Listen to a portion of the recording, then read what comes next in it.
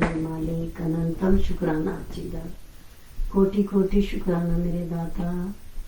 ओम नमः शिवाय, शिव जी सदा सहाय। ओम नमः शिवाय, गुरु जी सदा सहाय। ओम नमः शिवाय, शिव जी सदा सहाय। ओम नमः शिवाय, गुरु जी सदा सहाय।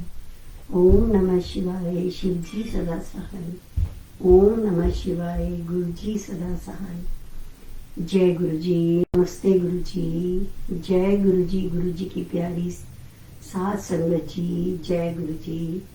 संगत जी, today I am going to read Light of Divinity, a finger that points to the moon.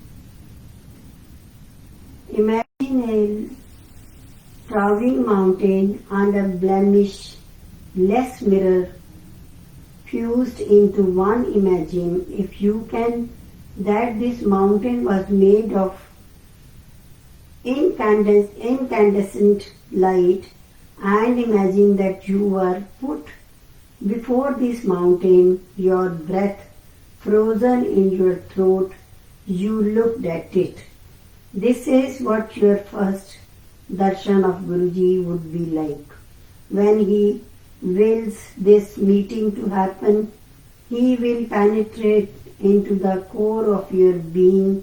You will be denuded of all pretensions. Your soul will be exposed to his gaze. And when you see yourself in him, when you glimpse your own lion-like divinity, you will truly be his disciple. Do not imagine that this meeting will not happen. Do not imagine that the Guru was made up of the body and has disappeared into the void. There are more darshans to come, 100,000 meetings to happen, and a majestic promise to be fulfilled between Guruji and his beloved disciples. The promise of love, that the Guru and the disciple be united in the clasp of eternity. We can keep our part of the promise by beginning to know ourselves. For the Sadguru, our Guruji is a mirror put up before our eyes so that we can recognize ourselves. The Guru, as the word itself shows, removes the darkness of ignorance with the light of wisdom in the nation's sacred tradition. The Guru is put on a pedestal even higher than that of gods. He is seen as the sine qua non of the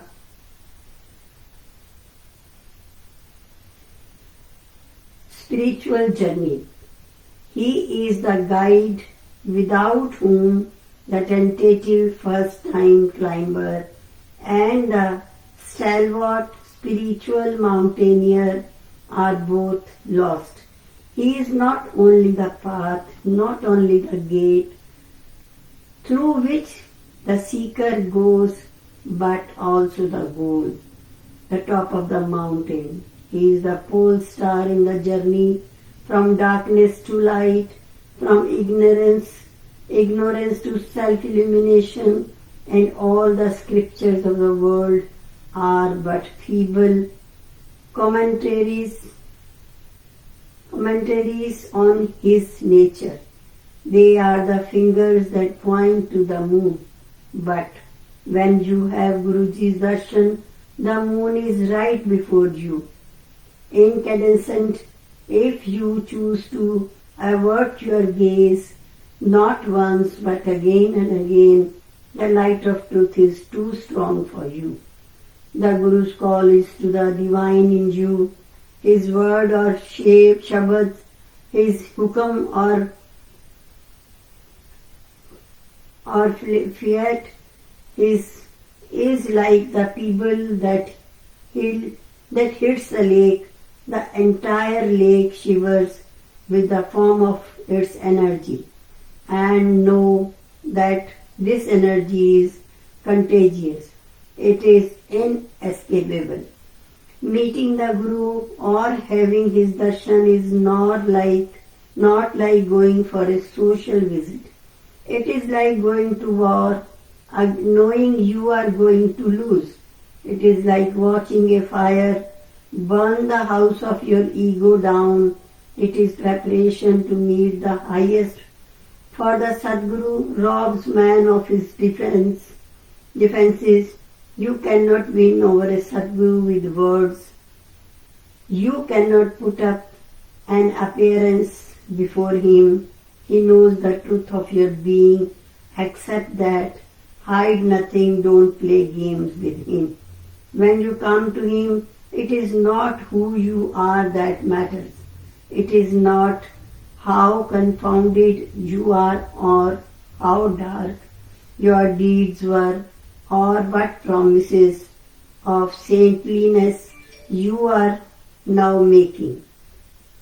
What matters is whether you have said yes. That yes is the first, most firm footstep on the spiritual journey. That yes brings innumerable gift. That yes claps you to the Guru's being with a force that even death cannot sunder. That yes brings the Guru's entire elemency, his grace to you. And that yes is perhaps the disciple's only task. The rest of the journey is a reformation, footstep by footstep, of the first step. That yes is the miracle, the rest are the miraculous detail. An ancient prayer invokes the Guru as Brahma, Vishnu and Shiva. Gurur Brahma, Gurur Vishnu, Gurur Devo Maheshwara, Guru Sakshat Parbrahm, Tasmai Shri Guruve Namah. The holy trinity of gods, for the Guru's being is limitless. He is not just the creator Brahma, the preserver Vishnu, the resurrector Maheshwara or God absolute, Par Brahm. He is all creation himself.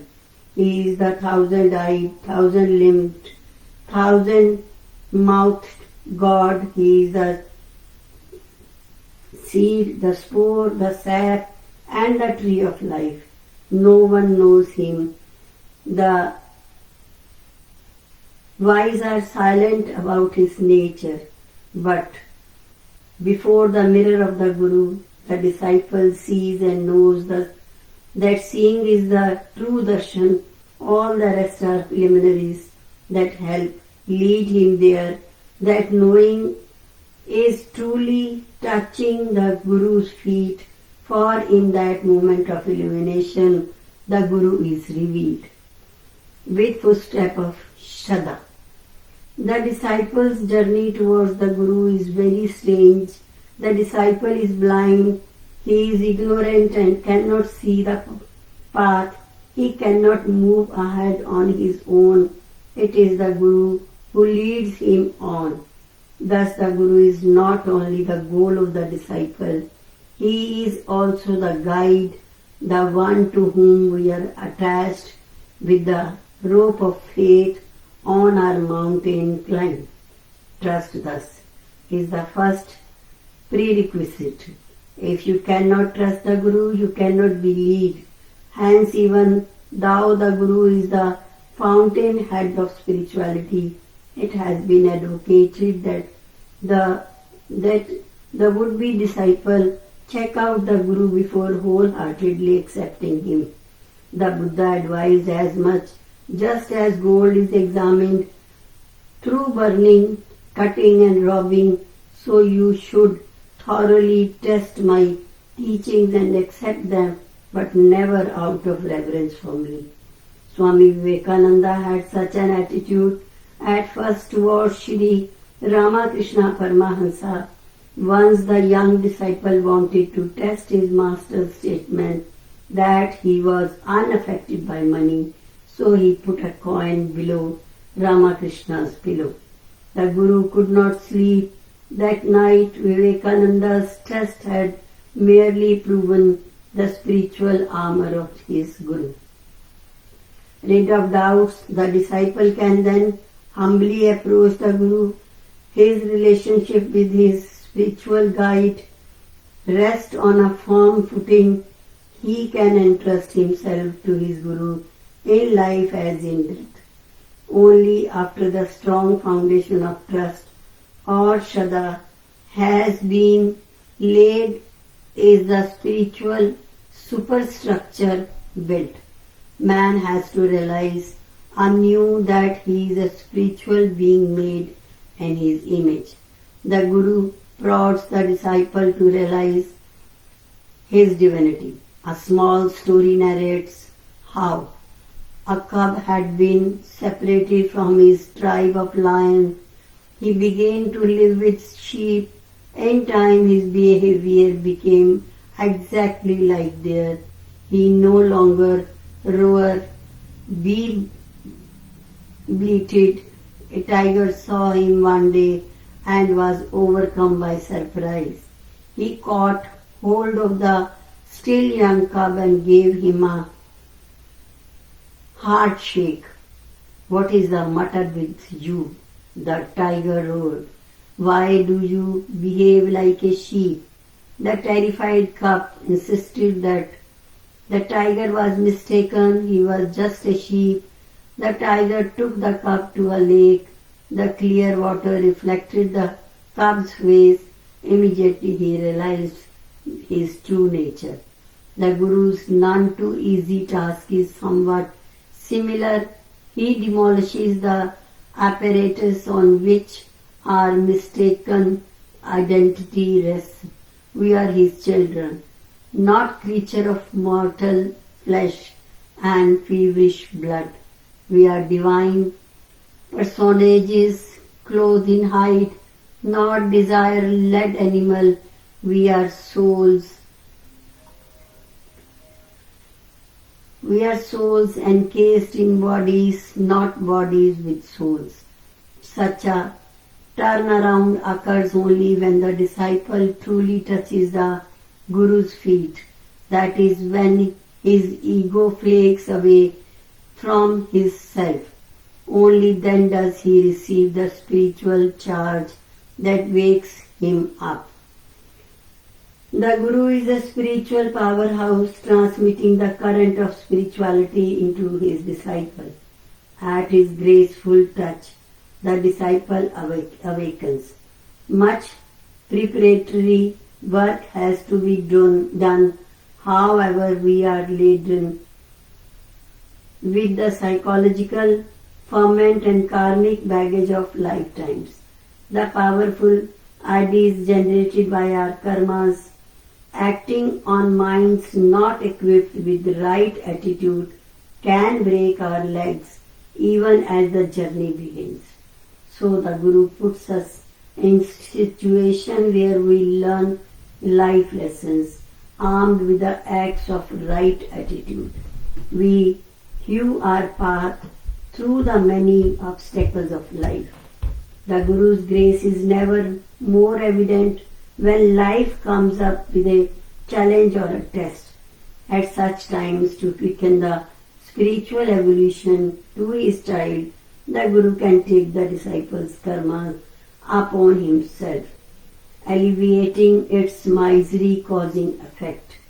Sensing that we are about to set our foot on a karmic crevasse, he lifts us up and carries us on his own shoulders. What encomiums can be heaped on such a Guru? He can only be silently loved, fully followed. Yet there are times when the disciple resents his Guru. The Guru leaves no psychological stone unturned to perfect his spiritual son. But the disciple's commitment wills as the Guru operates on his mental makeup, howsoever much the disciple may flinch from his Guru's ego. Hurting blows. The Guru, bent on the disciple's perfection, carries his task through. At such weak movements, the disciple can't summon The will required to thaw his habits, but he need only realize that the Guru is taking pains on his behalf. The Guru's sole interest, unlike the self-interest concealed in every human relationship, is the disciple. His only interest is to take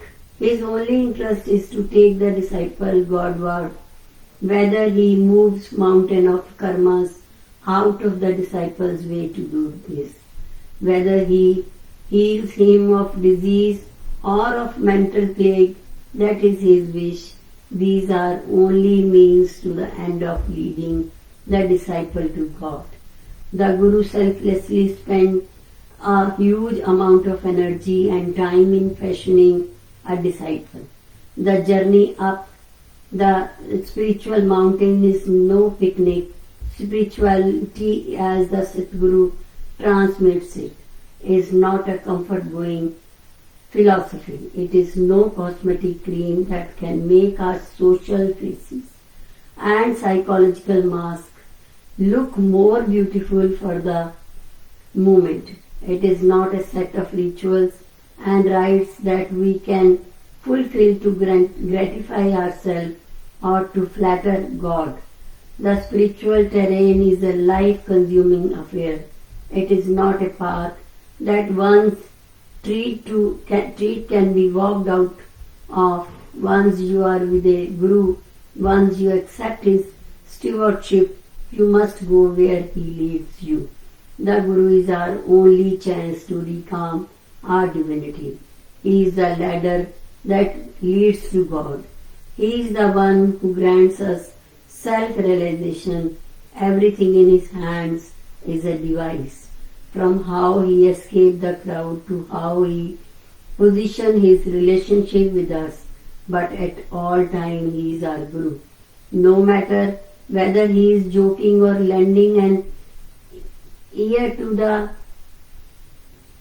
happening of the day, he is our Guru first, foremost and the last. And only through pleasing him or through attempting to please him also that the Guru is not to be literally emulated. There is a story of Adi Shankara and a disciple who used to imitate each and every action of the great master. On a pilgrimage, the master stopped to take some alcohol from the hands of a peasant. The disciple, close on his heels, did so likewise, and probably with great enthusiasm. Some distance ahead, the great Vedantist stopped again. Molten iron was coming out of an iron foundry. Unconcernedly, Sri Shankara asked for the liquid, cupped his hands and took a long sip. The disciple was disarmed. He could not follow his master now. The Guru words have to be followed in letter and spirit, no doubt. Let the disciple should not imagine himself to be the Guru under any condition. It is much better to be continually engaged in lovingly remembering the Guru. That way the Guru and the disciple are always linked in spirit. Spirituality in the hands of Guru is a weapon to disarm our ego. Unless we are ready to be thus mercilessly exposed, do not seek a Guru or say you follow him. If you come to a Guru, rest assured that you will not receive continual ego messages. In fact, once you have fallen for a Guru, even slight indication of his favor may disappear. The greatness of the Guru lies in that he takes us as we are. Warts and all, he loves us in spite of our blemishes. He set no preconditions for our entering his path, entirely self-sufficient, absorbed in cosmic bliss. He wants nothing, craves nothing. In his vision, all are alive. He sees no distinction, he favors none. Like the sky, he encompasses all without touching them. He is the eternal witness.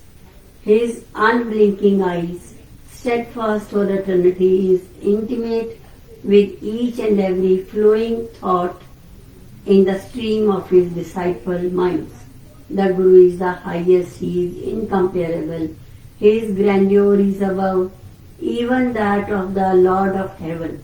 The sun, the moon, the stars are but incrustations of finite cosmic dust on his roll. The Holy Trinity, the countless gods and goddesses, the yogic power are at his feet, ready to do his bidding.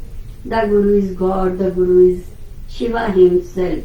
In the Shiva Purana, Lord Shiva denies Lord Brahma's plea to create. Being bound by mortality, he instead vows to descend on earth's moon. Such being from the incessant round of births and deaths, he came as Guruji. In the dust of his feet, what bliss! May Guruji have mercy on you, and I may the rain of his mercy fall on our foolish heads. May we through the very charge of his being be laid at his feet. जय गुरु जी, शुक्राना गुरु जी, अनंतम शुक्राना मेरे दाता, अनंतम शुक्राना मेरे गुरु जी. ओम नमः शिवाय. शिव जी सदा सहाय. ओम नमः शिवाय. गुरु